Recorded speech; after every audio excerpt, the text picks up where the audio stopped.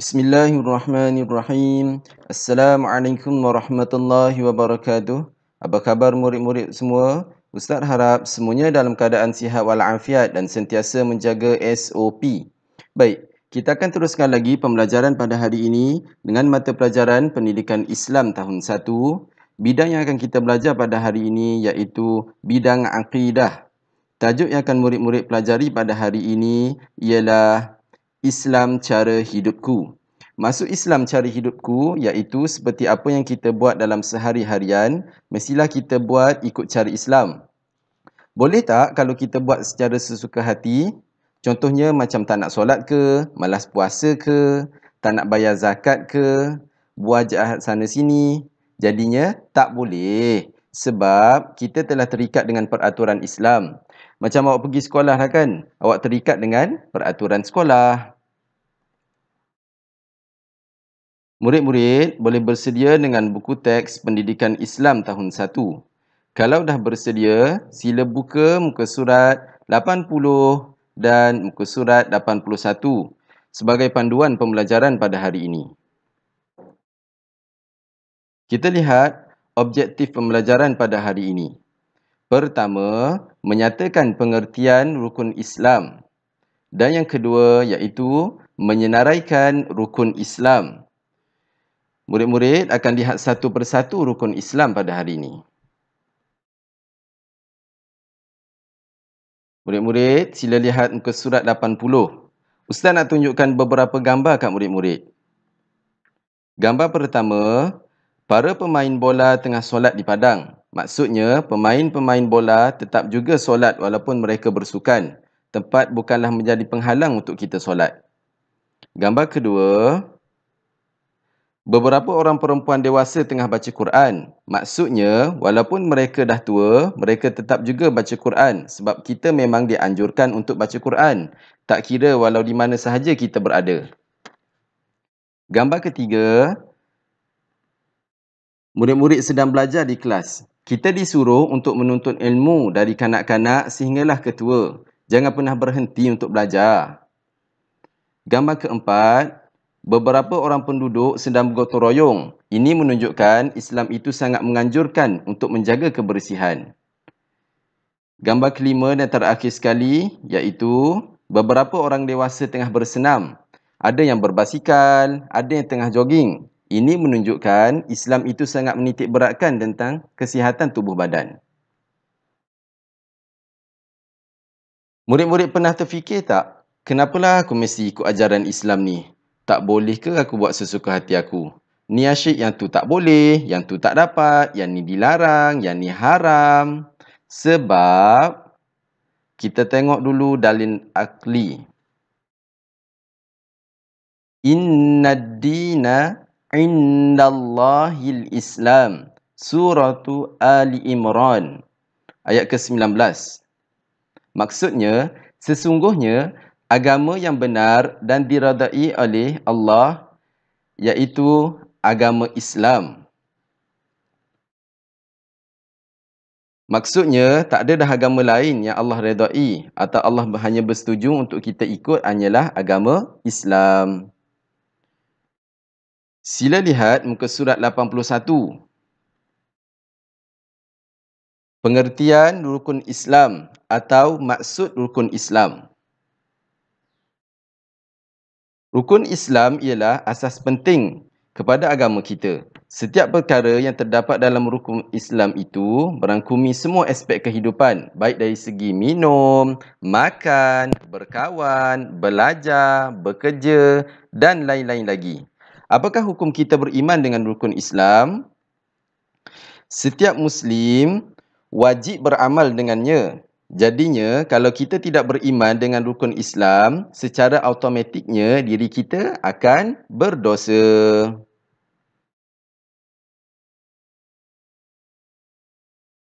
Sebelum kita teruskan lagi sesi PDPR ini, jom kita nyanyi sama-sama.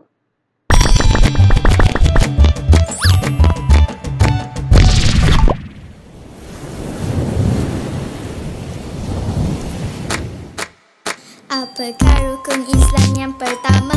Syahadat. Apakah rukun Islam yang kedua?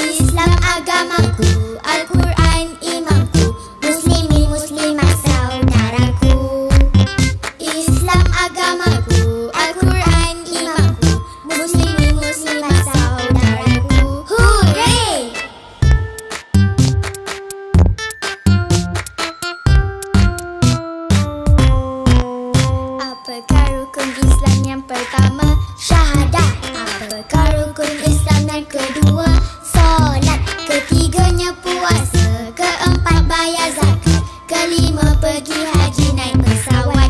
Wush wush. Ketiganya puasa, keempat bayar zakat, kelima pergi haji naik pesawat. Wush wush. Siapakah Tuhan kita semua? Allah. Siapakah Nabi kita semua? Muhammad. Islam agamaku, Al-Quran imamku, Muslimi muslimat saudaraku. Islam agamaku, Al-Quran imamku, Muslimi muslimat saudaraku. Hooray!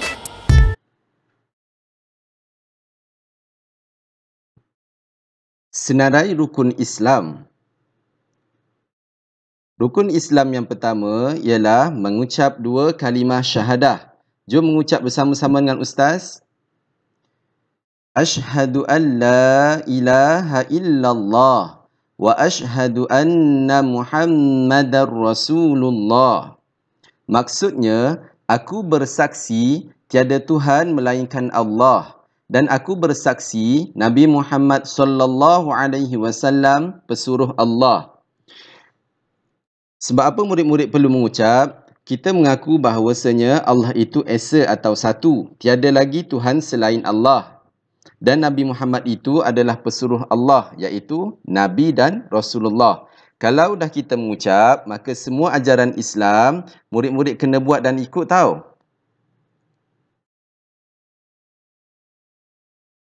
Kedua, mendirikan solat 5 waktu. Sebab apa solat itu adalah tiang agama? Contohnya, boleh ke tak rumah nak dibina tanpa adanya tiang? Mesti tak boleh kan? Maka rumah itu akan roboh. Ketiga, berpuasa pada bulan Ramadan. Sebab apa kita disuruh puasa? Antara pengajaran yang boleh diambil ialah kita dapat merasakan kesusahan orang lain. Di sini dapat kita belajar tentang sifat kesabaran. Kita menahan lapar bermula dari subuh sehinggalah kita dengar azan maghrib. Keempat, mengeluarkan zakat.